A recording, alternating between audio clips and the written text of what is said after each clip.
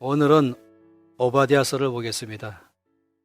이 오바댜서는 한 장으로 되어 있지만은 아주 중요한 내용을 말하고 있습니다. 특별히 에돔의 멸망에 관해서 기록하고 있습니다.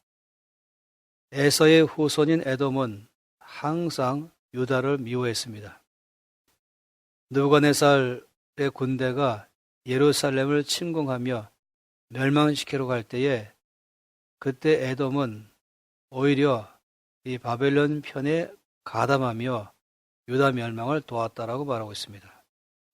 극심한 환란의 날에 유다는 형제의 나라인 에돔에게 도움을 기대했지만은 도리어 에돔은 방관하였고 더 나아가서 예루살렘의 멸망을 도와주며 기뻐했다라고 말하고 있습니다. 하나님은 이러한 에돔의 태도에 대해서 멸망의 심판을 선포하는 것이 바로 오바댜서인 것입니다.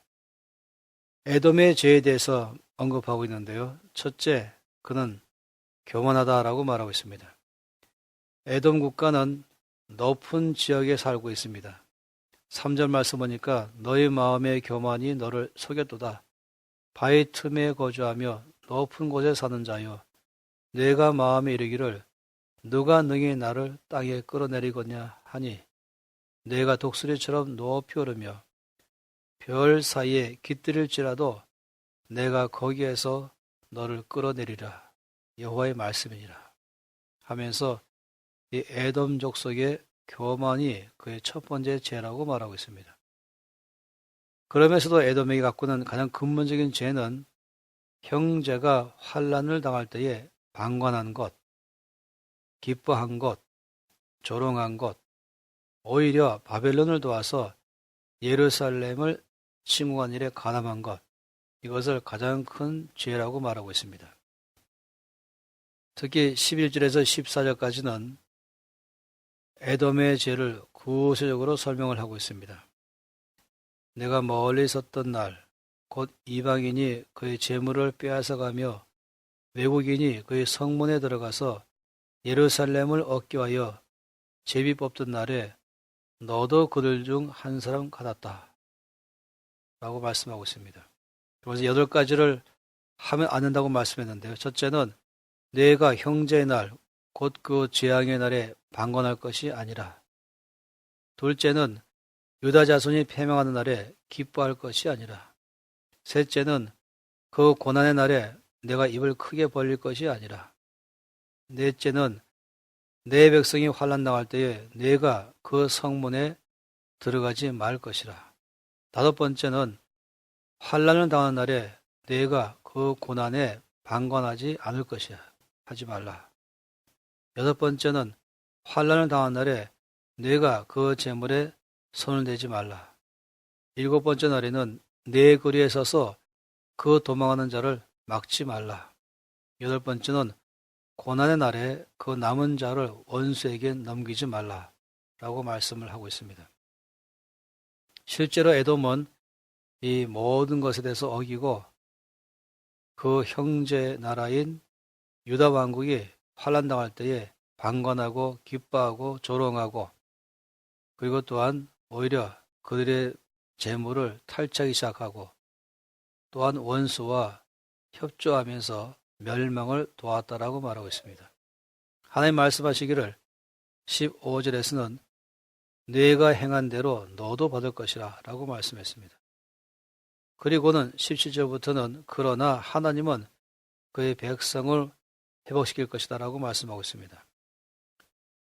이스라엘 왕국이 바벨론에서 멸망할 때에 그 멸망을 도왔던 에돔은 동일하게 멸망할 것이고, 그러나 하나님은 이 멸망한 이스라엘 백성들을 다시금 회복시키겠다라는 것이 이 오바댜서의 중요한 내용으로 나와 있습니다.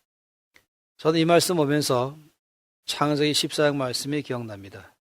아브라함이 그 조카 롯이 그 당시에 근동 전쟁에 휩싸여서 포로로 잡혀갔다는 소식을 들었을 때에 아브라함은 즉시로 집에 있던 모든 사람들을 데리고 가서 붙잡혀 있는 조카 롯을 건져냈습니다.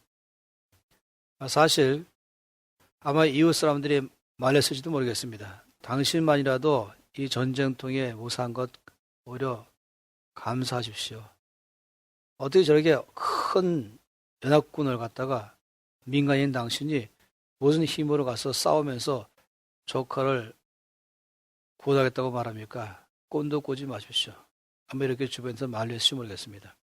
아니면 또 아브라함은 앉아가지고 속으로 이 롯의 모든 고난에 관해서 판단했을지 모르겠습니다. 내가 뭐라 그랬냐?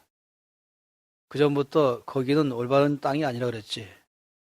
그렇게 하나님의 뜻 바깥에 살고 있으니까 어려움을 당하지 하면서 모든 어려움 당하는 것에 대해서 원인만 분석하고 앉아서 말만 하고 있을지 모르겠습니다. 그러나 아브라함은 그런 모든 원인 따지지 않고 사람들이 만류하는 것도 다 뿌리치고 그는 자기 집에 있는 모든 사람을 몽땅 데려가서는 오직 환난 중에 있는 조카를 건지겠다는 마음밖에 없었습니다. 하나님은 그런 아브라함을 귀하게 여기시고 그에게 큰 승리를 거두게 하신 것입니다. 형제가 고난당할 때에 생명 다 바치면서 도움을 주는 것이 하나님께서 원하시는 뜻인 것입니다. 방관하거나 판단하거나 비방하거나 조롱하거나 이런 것을 하나님께서 기뻐하지 않으십니다.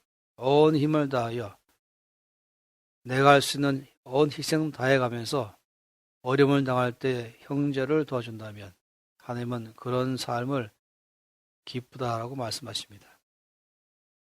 우리는 이 오바댜서를 보면서 형제가 환난 당할 때에 원인 분석만 하고 있거나 뒤에서 방관하거나 또는 비웃거나 그런 걸 하나님 조금도 기뻐하지 않으십니다.